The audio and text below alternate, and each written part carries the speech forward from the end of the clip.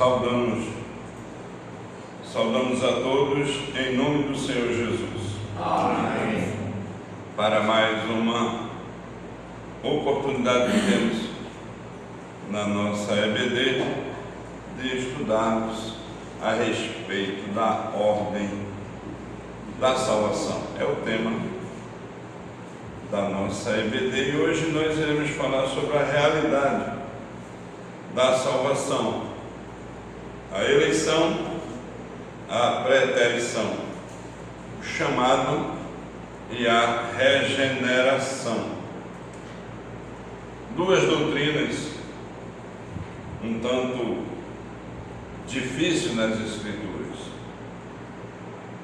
A doutrina da eleição, quando Deus predestina um povo para si mesmo e destina outro povo para a perdição eterna. Uma doutrina difícil de nós entendermos, mas mais compreensível do que a segunda e mais difícil doutrina, que é a doutrina da Trindade. A doutrina da Trindade nós compreendemos em parte nós temos mais dificuldade de entendermos do que a doutrina da eleição, preterição, chamado do Evangelho e regeneração. Mas dessas duas doutrinas, a doutrina da Trindade é mais difícil de entender e mais fácil de aceitar. E a doutrina da eleição é mais fácil em relação à Trindade de entender, mas é mais difícil de aceitar, porque diz respeito à salvação e à condenação determinada pelo Senhor antes da fundação do mundo. No nosso texto, no nosso material, no nosso conteúdo de hoje, nós temos esses 4 pontos que queremos discorrer, se assim o Senhor nos permitir. Vamos orar mais uma vez. Senhor, estamos diante de Ti, queremos reconhecer a nossa limitação e, entendendo a Tua grandeza, que o Senhor nos ilumine para que possamos glorificar o Teu nome e sermos edificados nesse momento. E nós oramos assim em nome de Jesus. Amém. Texto muito conhecido, muito lido. Nós iremos lê-lo novamente, Romanos 8, 29 e 30. Romanos 8, 29 e 30. Porque os que dantes conheceu também os predestinou para serem conformes à imagem do seu Filho, a fim de que ele seja o primogênito entre muitos irmãos. E aos que predestinou, a este também chamou. E aos que chamou, a estes também justificou. E aos que justificou, a estes também glorificou.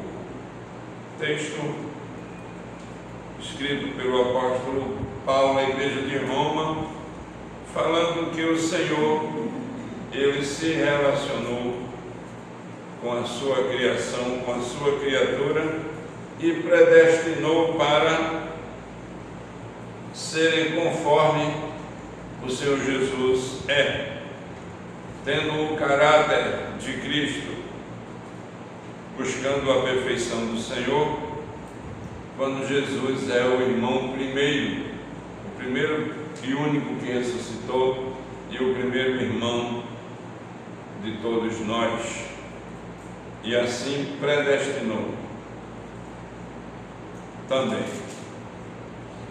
também chamou, não só predestinou, mas chamou.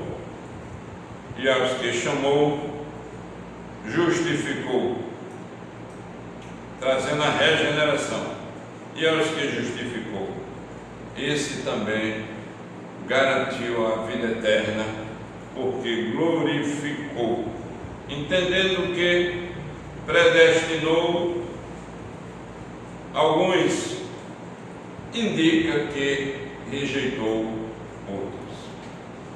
Deus é soberano e faz todas as coisas segundo o conselho da sua vontade. Carta aos Efésios, no capítulo 1, versículo 3, 4 e 5, instrui da seguinte forma: bendito Deus e Pai de nosso Senhor Jesus Cristo, o qual nos abençoou com todas as bênçãos espirituais nos lugares celestiais em Cristo, como também nos elegeu nele antes da fundação do mundo, para que fôssemos santos e irrepreensíveis diante dele, e em amor nos predestinou para filhos de adoção por Jesus Cristo, para si mesmo, segundo o beneplácito de sua vontade. Então, Deus bendito e louvado pela eleição do seu povo, porque Ele escolheu e salvou antes da fundação do mundo. E o apóstolo João, que também tem o mesmo ensino, a mesma instrução, a mesma escrita relacionada a essa doutrina, nos afirma no capítulo 6, versículo 37, do seu Evangelho: tudo o que o Pai me dá virá a mim, e o que vem a mim de maneira nenhuma eu o lançarei fora. Então tem aqueles que o Pai dá, e aqueles que o Pai dá, esse virá a Jesus, e aqueles que vêm a Jesus de maneira nenhuma será lançado fora, significando que tem aqueles que o Pai não dá, e aqueles que o Pai não dá, não irá a Jesus, e aqueles que não forem a Jesus de maneira nenhuma poderão ter a vida, a salvação. Mistério de Deus, compreensão nossa dentro de um limite. E nós vamos dividir em 4 partes a nossa aula de hoje. A primeira parte é a doutrina da eleição para a salvação. A eleição, que é um decreto eterno de Deus soberano, de um Deus soberano e gracioso, que pela sua gloriosa graça escolheu em Cristo um povo para si mesmo, segundo já nos afirmou Efésios 1, versículo 4, que diz que Ele nos escolheu antes da fundação do mundo. Uma eleição que não se baseia em méritos humanos, que não se baseia prevendo o futuro, que não se baseia nas obras dos homens, mas que se baseia exclusivamente na graça soberana de Deus que está em Cristo Jesus. Alguns estudiosos, especificamente João Calvino, que é muito conhecido no nosso meio e que fez algumas defesas com relação à nossa salvação, e ele fala que a nossa eleição nas suas institutas, a eleição ela é eterna, a eleição ela é incondicional, não depende da condição humana, ela é graciosa, depende da graça de Deus, ela está em Cristo, porque foi Cristo que morreu pelos nossos pecados, e é eficaz, porque Cristo é eterno Deus e pode dar a vida pela nossa salvação. E surgem algumas perguntas: a eleição, ela é injusta? Certamente que não. Ela faz parte da graça salvadora de Deus. ela é injusta porque Deus não escolheu a todos? Absolutamente. Deus é arbitrário, Ele escolhe quem Ele quer, quando quer e para que Ele realmente decidiu. E assim Ele não isenta a responsabilidade humana. Mesmo que Deus escolhe o homem, Ele continua responsável pelos seus pecados. Quando nós fazemos uma pesquisa, quando nós fazemos uma pesquisa indagando pessoas a respeito da salvação, as pessoas que nós indagamos, elas não sentem desejo de servir a Cristo, nem de vir à igreja para adorá-lo. Quantas pessoas já ouviram o Evangelho por meio de todos nós? E muitos fazem afirmações que Jesus é o Senhor, outros dizem que estão desviados, outros afirmam que creem em Cristo há muito tempo, mas não sentem desejo de servi-lo, não confirmam a sua salvação. E o que acontece? Elas se sentem responsáveis de não servirem ao Senhor. Porém, existe o mistério dos céus, que tem a revelação, mas não tem a compreensão toda, que é a preterição para a condenação. Doutrina difícil, a doutrina da preterição pelo ato de Deus, pelo fato de Deus, em seu decreto eterno, decidir não conceder graça salvadora a alguns, deixando-os em seu estado de miséria e pecado. É assim que nos afirma Romanos 9:18, quando o Senhor chama a atenção, dizendo que Ele é todo poderoso, é todo glorioso. E no versículo 18 do capítulo 9 de Romanos nós encontramos: logo, pois, compadece-se de quem quer e endurece a quem quer, trazendo uma relação entre os filhos de Abraão, os filhos de Isaac, e falando da eleição que ele mesmo amou o filho de Isaac, Jacó, e aborreceu a Esaú.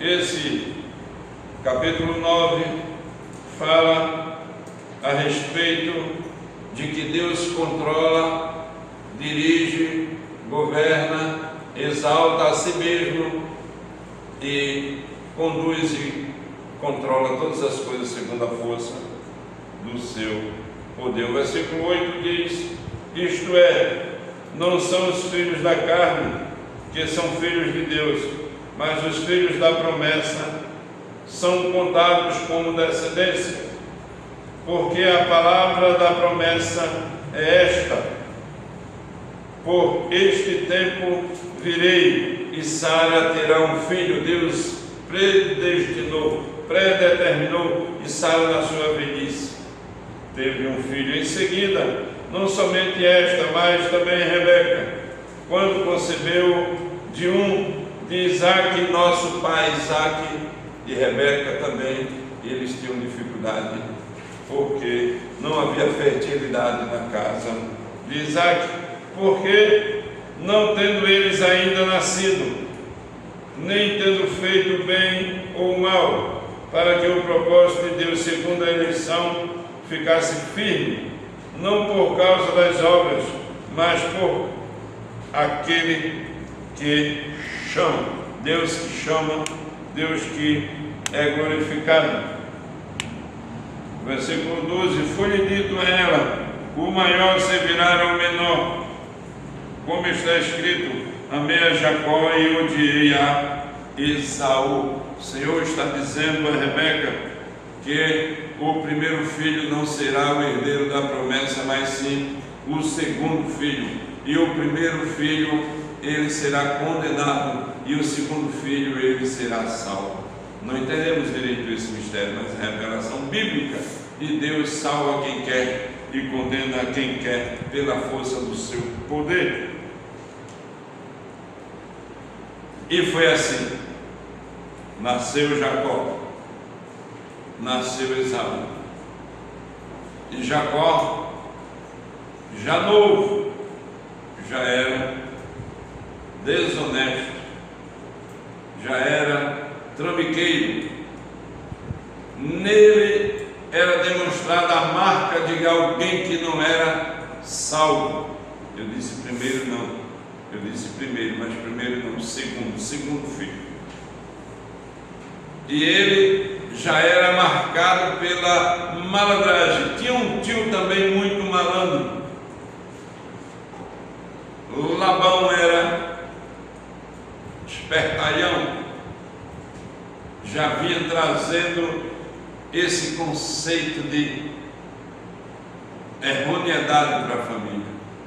E nasce Esaú e Jacó, e os dois na mesma casa, e Jacó desonesto, mas escolhido pelo Senhor.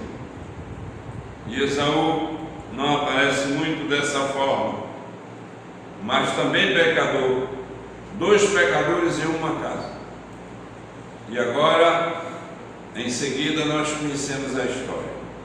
Esaú vende a sua primogenitude para Jacó. E Jacó, mais uma vez, como trambiqueiro, compra a primogenitude pelo um prato de pucheiro, pelo prato de lentilha, pelo prato de churrasco. De repente, a gente vê o texto dizendo que não é por causa do comportamento humano que Deus salva o homem. Deus salva o homem inteiramente, exclusivamente pela sua graça. E Ele aplica a graça salvadora na vida de Jacó. E Jacó tem um encontro com Deus. E Jacó briga com o Senhor. E o Senhor briga com Jacó, uma figura de linguagem para falar da relação de confronto, conflito, intimidade e salvação. E Jacó é abençoado pelo Senhor e ele se converte e dá sentido à existência, à realidade de uma nação, tendo 12 filhos, dando origem à nação de Israel. Deus escolheu a Jacó e aborreceu a Esaú. Difícil doutrina a da preterição, mas é assim que o Senhor faz, segundo o conselho da sua vontade. Ele salvou aquele que ele mesmo quis. Não foi assim conosco. Nós não merecíamos, nós não impressionávamos a Deus com nada que fazíamos. Nós, como pecadores, éramos rebeldes e contrários à vontade de Deus, assim como os demais que andam por aí errantemente, assim como aqueles que debocharam da igreja conservadora e colocaram os cristãos dentro de uma lata e fizeram um desfile da escola de samba do Rio de Janeiro e colocaram os cristãos como antiquados, quando a Bíblia diz que eles são conservadores, que eles são realmente parte da conserva de Deus.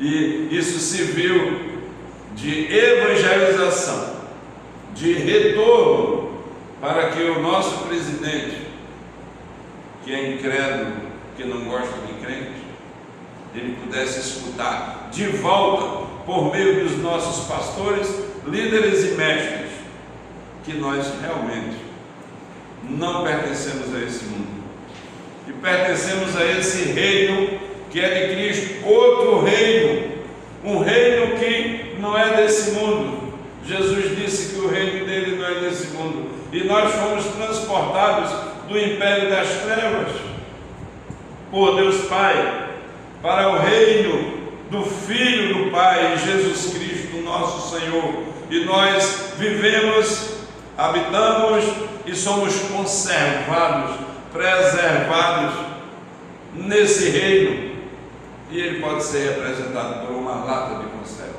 não tem nenhum problema, contanto que a gente não se misture, contanto que a gente não se degrade, contanto que a gente não se perca, que não cheguemos ao ponto de sermos estragados, destruídos, e passamos a feder nas narinas de Deus como esse mundo que está em decomposição. O mundo está caminhando a passos largos para o inferno. Preterição. Deus determinou a condenação de homens ímpios até o ponto de zombarem do Evangelho genuíno do Senhor Jesus. Fizeram isso com o nosso Cristo, cuspiram no nosso Cristo, chicotearam o nosso Jesus, colocaram uma coroa de espinho sobre ele, porque ele conservava a doutrina do Pai, ele conservava o Evangelho da salvação, mas para nossa salvação e perseverança, ele foi morto para nossa salvação, ressuscitou ao terceiro dia, e está sentado à destra de Deus, e está presente aqui, recebendo toda a honra, toda a glória, por ser o Deus da conservação, aquele que nos conserva, aquele que nos preserva. Esse sim é o nosso Deus que nós servimos. Mas aqueles que não entendem farão diferente, porque não foram eleitos também para a salvação. Por não serem eleitos, conseguem cometer toda sorte de torpeza, toda sorte de pecaminosidade. E a gente pergunta: Deus condena pessoas inocentes? A resposta é não. Todos são culpados, todos pecaram em Adão. É assim que nos afirma Romanos 5,12, quando diz: portanto, como por um homem entrou o pecado no mundo, e pelo pecado a morte, assim também a morte passou a todos os homens, porque todos pecaram.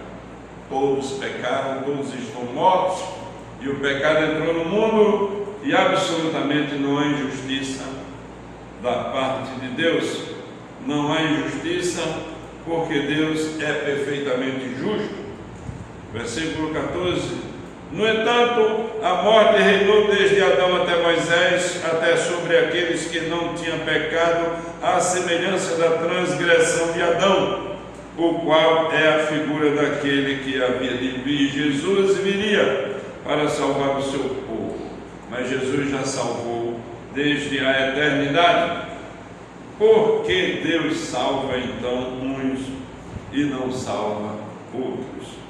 Mesmo respondendo claramente a esse ponto, ainda há aqueles que continuam perguntando, e as Escrituras respondem: quem és tu, homem, para que possa provar a Deus?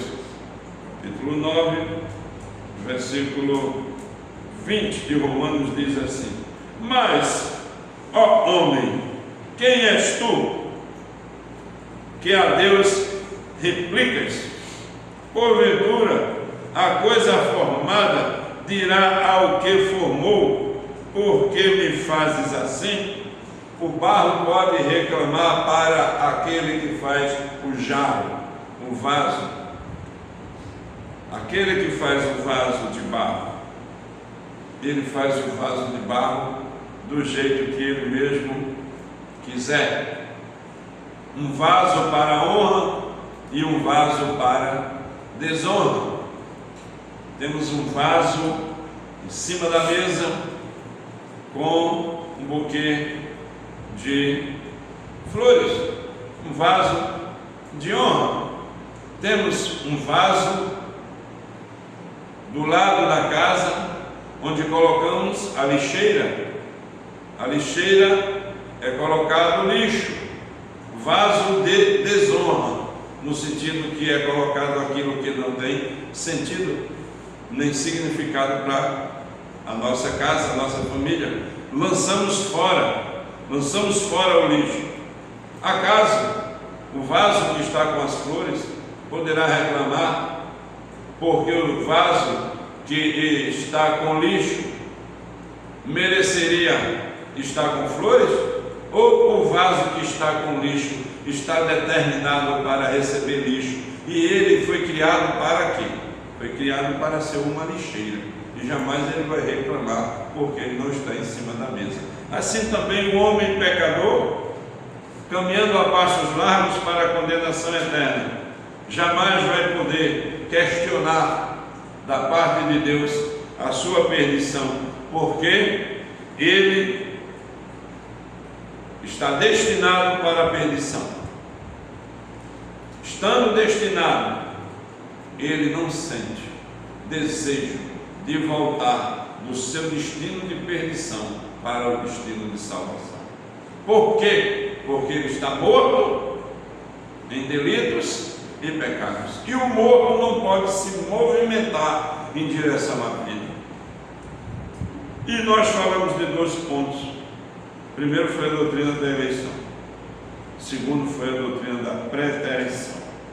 Mas existe o chamado do Evangelho.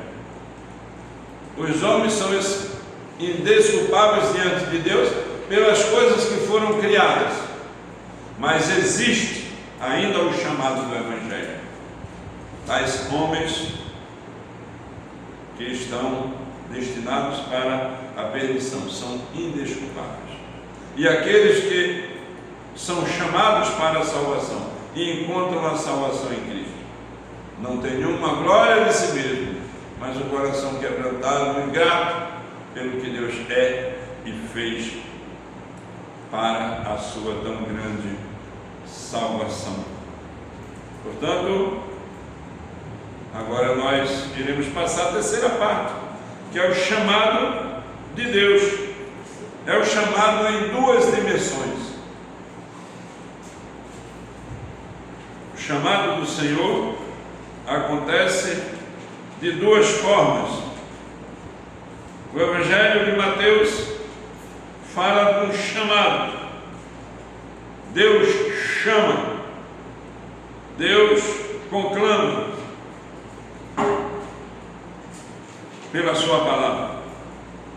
A palavra de Deus, ela está presente, chamando o homem criado à imagem e semelhança de Deus. E no capítulo 22 de Mateus, nós encontramos o chamado geral, o chamado externo, o chamado que todo mundo experimenta. E Deus chama a todos, mas nós bem conhecemos esse versículo. Muitos são chamados. Essa doutrina está revelada nas Escrituras. Muitos são chamados.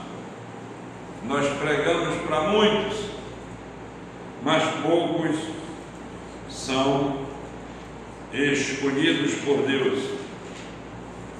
E a gente repete esse texto por conhecê-lo muitas vezes.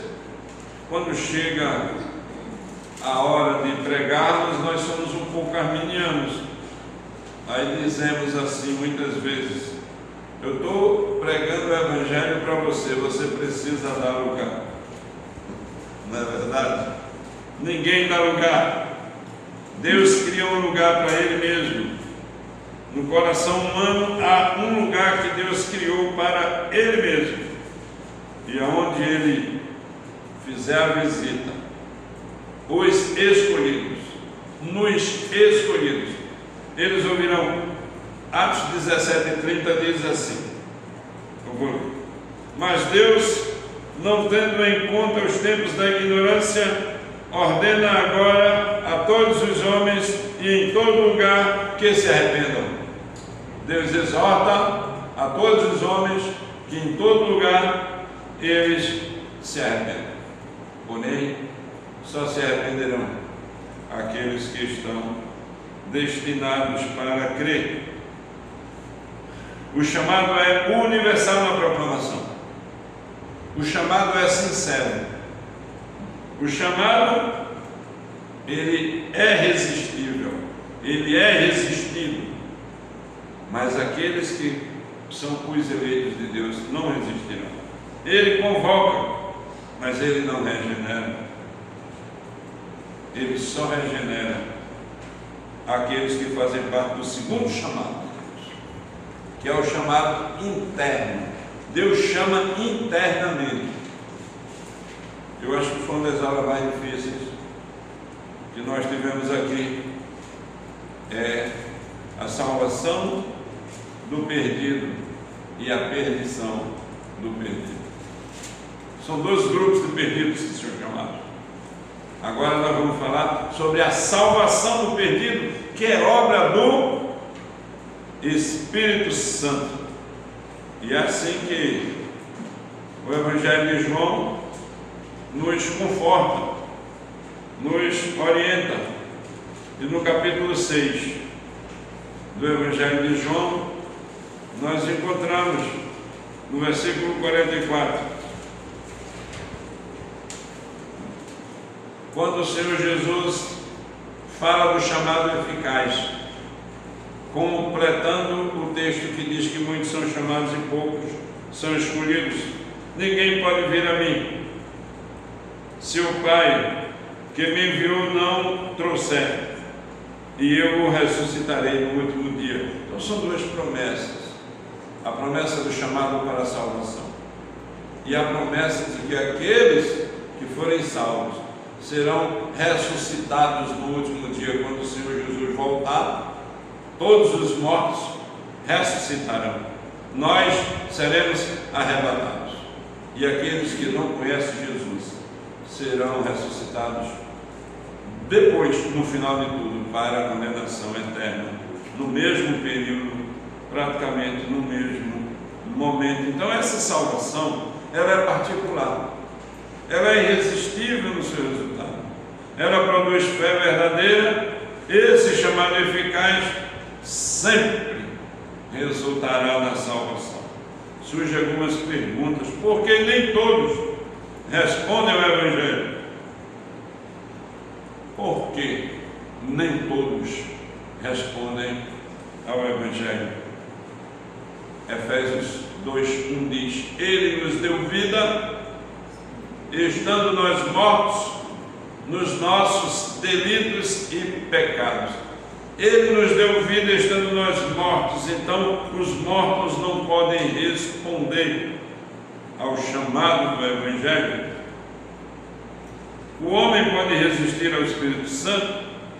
Pode resistir sim, externamente, mas o chamado eficaz, ele não resiste ao Espírito Santo, porque o chamado eficaz é uma força que vem dos céus, racional, pessoal, que abre os olhos do entendimento, da nova vida, e esse passa a crer. E isso nós chamamos de regeneração, que é o quarto ponto da nossa aula de hoje. Regeneração. Regeneração é tirar o homem do estado de morte espiritual. A regeneração é promover o novo nascimento. Aqui o tema ficou incompleto. A regeneração é passar do estado espiritual de morte para o estado de vida. É uma ressurreição espiritual. É ressuscitar. Ressuscitar espiritualmente. Foi assim que nós vimos em Efésios 2:1. E o homem natural não entende as coisas do Espírito de Deus. Está morto, escravo do pecado, incapaz de passar pela regeneração. Nós conhecemos o texto quando o Senhor Jesus fala de regeneração. Nós conhecemos vários textos que o Senhor fala de regeneração. Citando o texto de Nicodemos, muito conhecido. Nicodemos compreendia que Jesus era mestre vindo da parte de Deus. Nicodemos compreendia que Jesus fazia os sinais que vinha da parte de Deus. Nicodemos entendia que Jesus, ele era divino. Mas essas afirmações não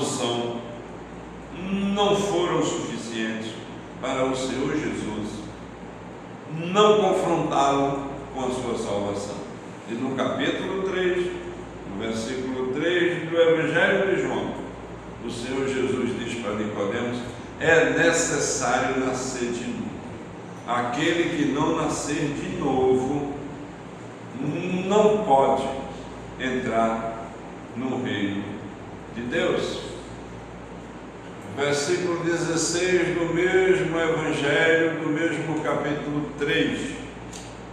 Nós bem conhecemos porque Deus amou o mundo de tal maneira que deu o seu Filho unigênito para que todo aquele que nele crê não pereça, mas tenha a vida eterna, porque Deus enviou o seu Filho ao mundo não para que condenasse o mundo, mas para que o mundo fosse salvo por ele. Quem crê tem a vida eterna, quem não crê já está condenado. Dois estados: estado de salvação e estado de condenação. Regeneração, novo nascimento, indispensável para o homem poder, a sua criatura poder ter direito à vida eterna. E isso nós chegamos à conclusão da importância da regeneração.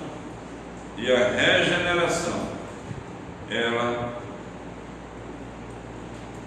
transporta o ser humano da morte para a vida. E nós podemos concluir a aula de hoje. Podemos concluir recapitulando que é uma ordem lógica, e eu quero chamar a sua atenção. Nós não participamos de nenhum desses pontos, no sentido de reação. Nós não reagimos de forma espiritual a nenhum desses pontos que nós tratamos hoje. Por quê? Porque a eleição, ela acontece na eternidade. É antes da fundação do mundo. O texto diz, nós lemos, Deus nos escolheu nele antes da fundação do mundo, até para o que iríamos ser. também nós não participamos da preterição, ou seja, da condenação, porque nós não podemos nem escolher a nossa condenação. As pessoas não escolheram sua condenação. Antes da fundação do mundo, Deus escolheu salvar uns e colocar na perdição outros. E isso traz uma humilhação para o homem. Ele é humilhado diante de Deus como criatura, que ele não é nada, nem pode escolher sua salvação, nem pode escolher sua perdição. Ele está destinado. Em segundo lugar, é a chamada do Evangelho. O Senhor chama pela sua palavra todos. Ninguém responde positivamente ao Evangelho. Qualquer indivíduo, qualquer pessoa que for chamada por Deus, ela não coopera na sua salvação. Por que ela não coopera na sua salvação? Repetindo novamente, está morta, perdida em delitos e pecados. Terceiro lugar, que é o quarto ponto, a regeneração. Na regeneração, a regeneração. Nicodemos, que foi citado, não reagiu.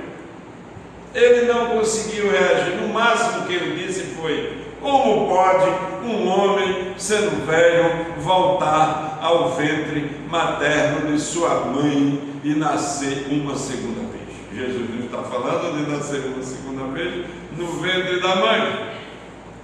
E é um diálogo de 21 versículos de um homem que representava a religião mais milenar de todos os tempos, a religião judaica, da teocracia, da criação de Deus, do homem perfeito que se tornou pecador e que não pode fazer nada pela sua salvação. Nicodemos conhecia tudo isso, mas Nicodemos não podia reagir à regeneração, o novo nascimento. Ninguém pode reagir à regeneração e o novo nascimento. Ninguém pode produzir e ninguém pode reagir contra. O apóstolo Paulo perseguia a igreja. O apóstolo Paulo foi responsável pela morte de Estevão. Estevão dá um testemunho que vê o céu aberto e o Filho do Homem sentado no alto sublime trono. Depois Estevão dá outro testemunho que o Filho do Homem veio em pé na ponta do trono e ele disse: Senhor, recebe o meu espírito. Paulo viu aquele testemunho. Paulo não se converteu, porque a regeneração é uma obra exclusiva do Espírito Santo de Deus. Mas no capítulo 9 o Senhor aparece e derruba Paulo, e a revelação do Espírito ali, a regeneração entra na vida de Paulo, uma profunda convicção de pecado, e ele diz: Senhor, quem és? É o Senhor mesmo, é o Senhor que está aí. E o Senhor diz: sim, eu sou Jesus, a quem tu persegues. E ali é uma conversão, regeneração de um homem que não poderia fazer nada pela sua salvação. E esse homem escreve o primeiro texto que nós lemos de Romanos capítulo 8, versículo 29 e 30, que o Senhor quem nos salvou, o Senhor que nos escolheu, o Senhor que nos predestinou, que nos chamou, que nos transformou e que nos glorificou. Essa salvação, a regeneração, o homem experimenta, mas ele não participa em resposta. Quando ele percebe, ele nasceu de novo. Ele começa a reagir depois que a vida de Deus é impregnada na sua vida. Ele nos deu vida. A partir do momento que Ele dá vida, passa a ter vida. Passou a ter vida, passa a se movimentar. Passa a reagir em relação a Deus. E aí acontecem 3 coisas. Quero chamar de novo sua atenção. Que nós participamos e Deus opera. Deus opera e nós participamos. Que é a conversão. A conversão. Nós nos convertemos e Deus nos converte. Ou seja, Deus nos converte e nós nos convertemos. A fé. Deus derrama fé, que é um dom, e nós passamos a ter fé. Deus derrama fé e nós passamos a crer. Nós cremos e Deus opera com a fé. E o arrependimento? Nós nos arrependemos, mas Deus produz o arrependimento. Se Deus não produzir arrependimento, nós não nos arrependeremos, mas nós nos arrependemos e nós demonstramos que estamos arrependidos. Então há uma participação entre Deus e o homem. Arrependimento, fé e conversão. Quem vem primeiro? Nós vamos ver esse tema na próxima semana, se Deus assim nos permitir. Eu queria finalizar com algumas aplicações.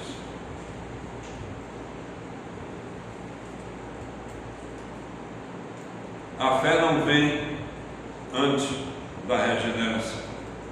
A regeneração não procede da fé, mas de um ato soberano salvador de Deus. Nós não poderíamos elegê-lo porque o finito não pode abarcar o infinito e o morto não pode encontrar o vivo. A nossa vida é obra soberana de Deus com o propósito, primeiro, de manifestar a glória de Deus, mostrar a sua justiça para os que são perdidos, exaltar a Cristo como o único Salvador, produzir humildade na vida do crente, garantindo a vida eterna, garantindo porque vem de Deus. Se viesse do homem não estava garantida. Isso produz na vida humana humildade, porque ninguém se salva por mérito. Confiança, porque a salvação é a obra de Deus, dá garantia. A evangelização, produz a evangelização.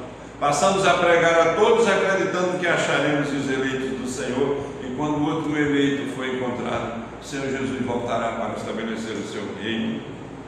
Gratidão, coração grato, porque fomos chamados eficazmente e não perderemos a nossa salvação. Segurança, porque aquele que começou a boa obra em nós vai completar até o dia de Cristo Jesus, a salvação que começa na eternidade. Essa eleição que acontece também na eternidade, ela é aplicada no tempo, chamada de acontecimento dos céus, que acontece no tempo também. Essa regeneração também acontece no tempo, durante a vida das pessoas aqui na terra, e culminam até a glorificação, quando Cristo glorificar. E isso tudo é pela graça. Isso tudo está em Cristo. Essa verdade é para a glória de Deus, para o nosso bem, porque dele, por ele, para ele são todas as coisas. A ele toda a glória pelos séculos dos séculos. Amém. Se terminamos a nossa aula expositiva, deixamos aberto agora para algumas observações, algumas perguntas e algumas colocações dentro daquilo que nós vimos nesta manhã. O pastor, interessante, tudo que o senhor falou aí.